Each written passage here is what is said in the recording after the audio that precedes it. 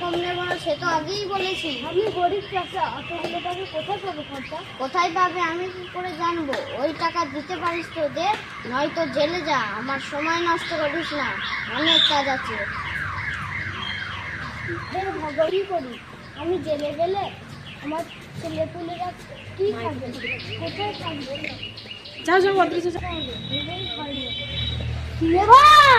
পথের মধ্যে দাঁড়িয়ে দাঁড়িয়ে কি এমন ভাবছো? আমি গরিব টাকা, মহাজনের কাছে বিপদে পড়ে 25 টাকা ধার নিয়েছি। সেই টাকা এখন সুদের ফলে 500 টাকা হয়ে দাঁড়িয়েছে। আমি সেই টাকা সময়ের মতো দিতে না পারায় মহাজন আমার নামে আদালতে নালিশ করেছেন। আমি জেলে গেলে আমার পরিবারের কি দশা হবে ভেবেই ভয় হচ্ছে।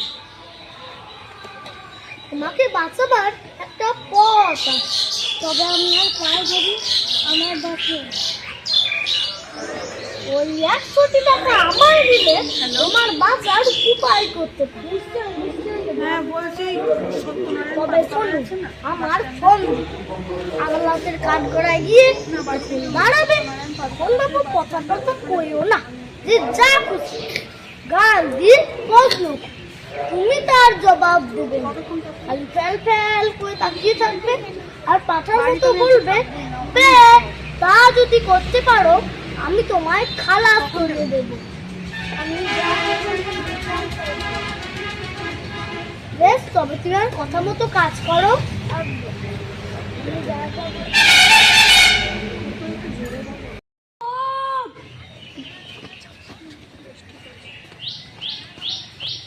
জিজ্ঞাসাবাদ শুরু করুন।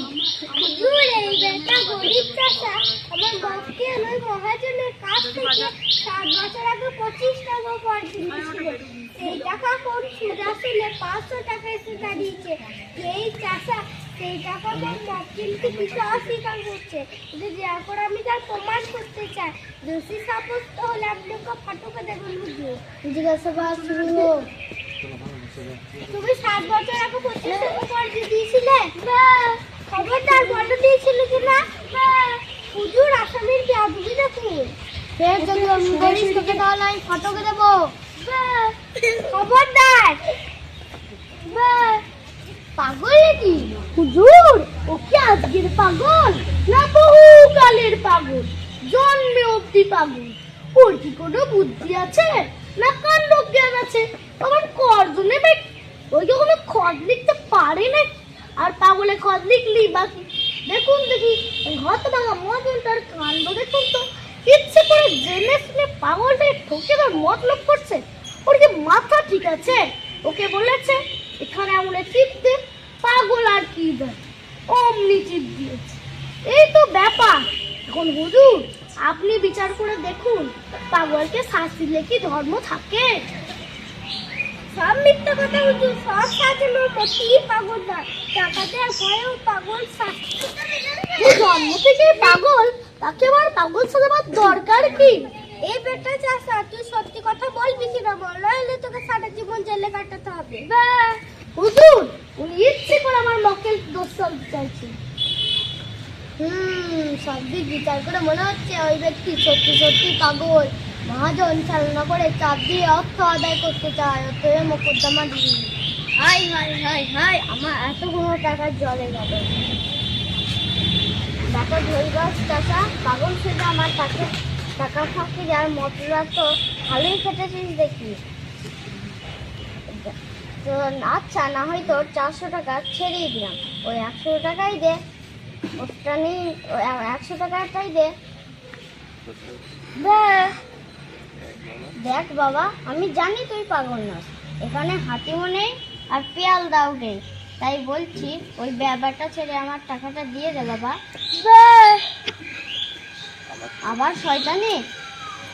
মানছি আমার ঘাট হয়েছে, তোর নামে নালিশ করা আমার উচিত হয়নি, কিন্তু ধান নিলে তো শোধ দিতে হবে বাবা, তাই বলছি ওই 100 টাকাটাই দে, ওটা নিয়ে আমি খুশি মনে বাড়ি ফিরে যাই। দেখ ভালো হবে না বলছি।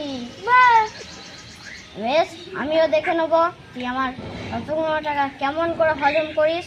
সুদে আসলে আমি এর 10 গুণ টাকা আদায় করে ছাড়বো, এই বলে গেলুম। মহাজনকে আচ্ছা জব্দ করা হয়েছে। আমি হলাম গিয়ে এই গল্লাটের সব থেকে বুদ্ধিমান উকিল। আমার সঙ্গে চালাকিতে এটা কি যে লোকের কর্ম। আহা, তুমি কোথায় যাচ্ছ বাপু? আমার পাওনাটা আগে চুটিয়ে যাও। ব্যাস, ওই যে তোমার সঙ্গে 100 টাকা রপা হয়েছিল, তা মকুতা মতো জিতিয়ে দিলাম। এখন আমার পাওনা আমার হাতে দিয়ে তোমার যেখানে ইচ্ছে হয় যাও। বাহে, ও সব চালাকি খাটবে না, টাকাটি এখন বের করো। বাহে বোকাদাসা, তুমি আমার কলা আমাকেই দেখাচ্ছ। দেখো, চালাক করে আমাদের পার পাবে না। হাকিমের কাছে গিয়ে বলে দেবো তুমি সত্যিকারে পাগল নও। আর চাও তো আমার পাওনা আমায় বুঝিয়ে দাও। আচ্ছা, তা পুরো দিতে হবে, সেটা তোমার কাছে রেখে বাকিটা দাও। কতবার অমুককে পায়ে গিয়ে ভূত তোর পেটে পেটে আসলে কে জানি। আমি জানতাম তোর পোটলা শুদ্ধ আগুলো আটকে রাখতাম।